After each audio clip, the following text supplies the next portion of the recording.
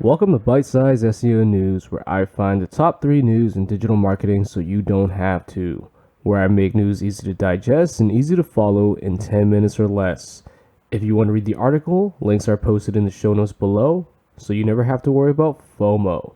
My name is Rich Young. Today is Monday, February 28th, 2022. Coming up, fresh out of the oven are today's top 3 news you definitely don't want to miss. Story 1. Google on the SEO impact of changing website hosting location. Story 2. Reddit adds a Discover tab for finding communities, new navigation. Story 3. LinkedIn previews new post analytics as well as a new reaction emoji. If you're ready, let's get into it.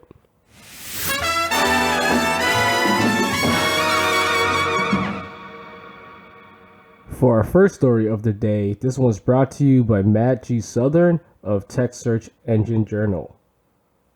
Google addresses whether changing your website hosting provider to one in a new location can impact SEO and search rankings.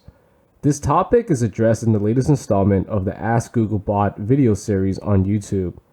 The following question is submitted to Google's search advocate John Mueller. Quote, does migrating to a website hosting location affect SEO? For example, an Australian website migrating its hosting location from Australia to US. End quote. In response, Mueller says there will initially be some changes to how Google treats a site following a hosting change. Does that involve anything that affects search rankings? Well, Google will slow down crawling at first. Mueller says that the biggest changes you're likely to notice after changing website hosts is a slowdown in crawling.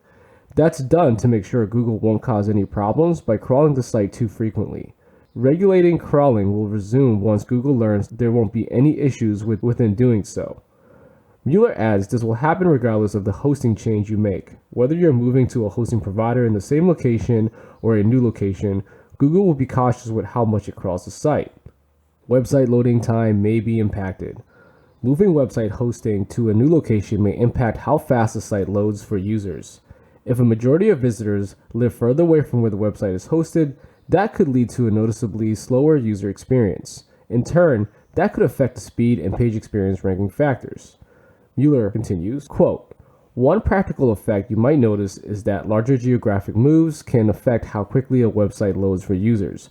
Due to physics and computer networking, can take longer to reach a server that's far away. Depending on how strongly this is visible, that can play a role in speed and the page experience ranking factor for a website. End quote. Possible solution. Host your website in multiple locations. To avoid the possibility of your website loading time being adversely impacted, you could consider hosting your website on servers in multiple locations. Content delivery networks, CDNs, often do this, and depending on the hosting platform you're using, your site may be on multiple servers already. Mueller explains. Website server location not used for geo-targeting.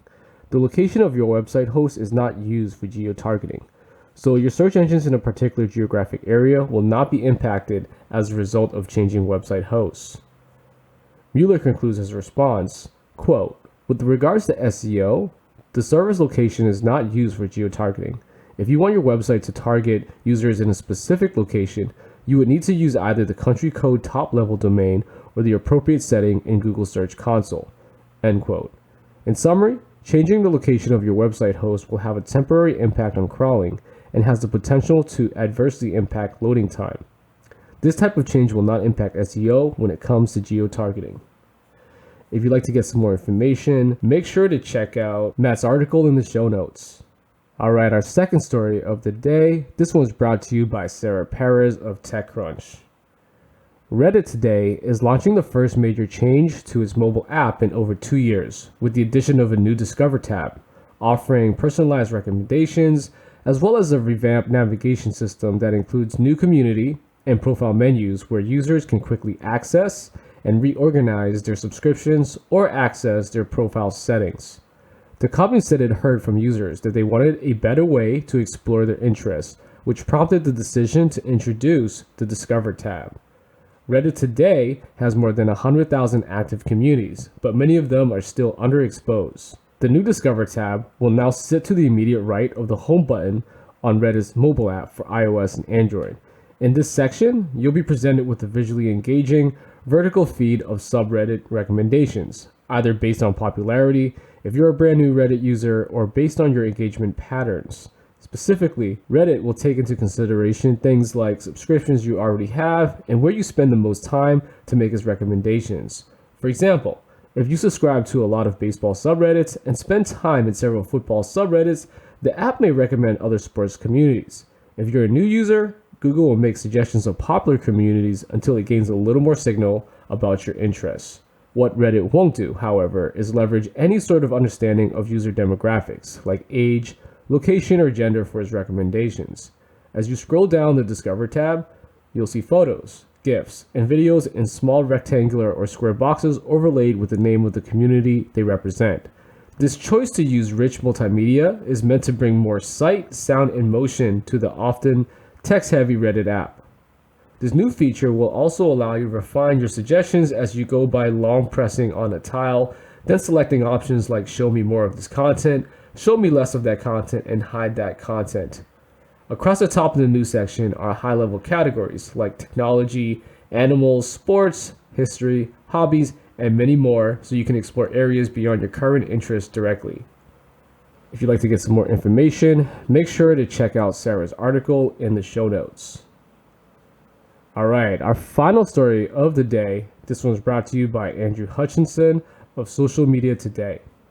LinkedIn's looking to provide more insight into content performance via new post analytic tools, which will show you details about the members that are reading your LinkedIn updates, how many reactions each has received, and more.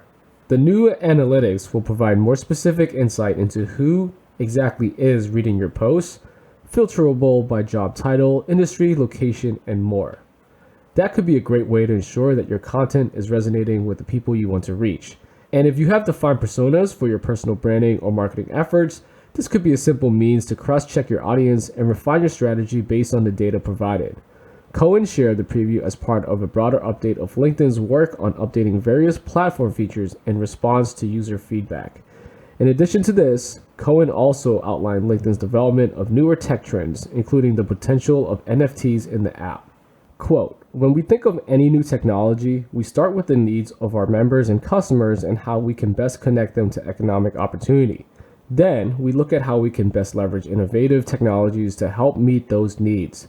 The topics of crypto, NFT, blockchain, and metaverse are all discussed frequently at LinkedIn as we continue to look for better ways to enhance your experience. End quote. So nothing on that front yet, but Cohen did also share one other interesting note. A new reaction emoji is coming. Quote, one of the top requests we got was for a laughing emoji reaction.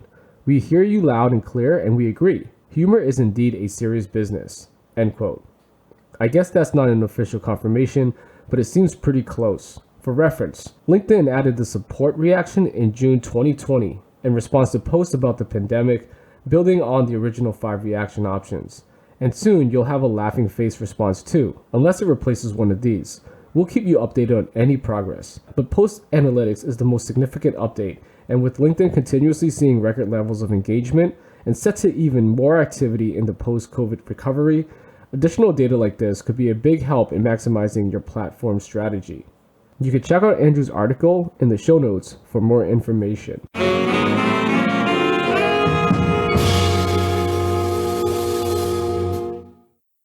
That's it for today's show. We've made it to the end. You're good to go and ready for the day. If you've enjoyed this podcast, please rate the show so it helps spread the news and I can continue doing what I do best, which is providing you the latest SEO news you just cannot miss. Served tapa style, making it easy on the stomach and on the go. Once again, I'm your host, Rich Ung, and I'll see you on the flip side.